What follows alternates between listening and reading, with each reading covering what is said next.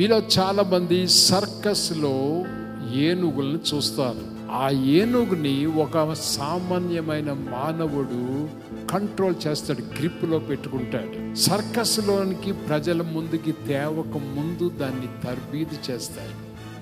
అంత పెద్ద ఏనుగుని ఒక మనిషి ఎలాగూ స్వాధీనంలో పెట్టుకుంటాడు, కంట్రోల్లో. ఎప్పుడు జరుగుతుంది? వాడి చేతిలోనికి ఈ ఏనుగు వెళ్ళిపోవడం. వీడు తర్బీదు ఇవ్వకముందు ఏనుగు యొక్క 4 కాళ్ళకి చాలా బలమైన ఇనప సంకెళ్ళు వేస్తాడు. ఆ ఇనప సంకెళ్ళను తీసుకువచ్చి ఒక ఇనప స్తంభానికి కడతాడు.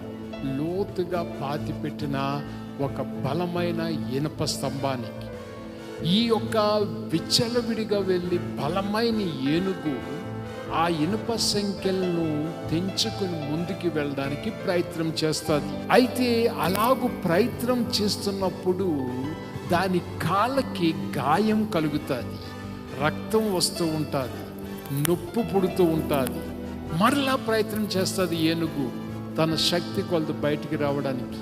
కానీ గాయం మీద గాయం, నొప్పి పుడుతున్నప్పుడు నెమ్మదిగా అది సాధువైపోతుంది. నేను ఎంత ప్రయత్నం చేసినా ఇక నేను బయటికి వెళ్ళలేను, నేను బంధించబడ్డాను అనుకుంటుంది ఏనుగు.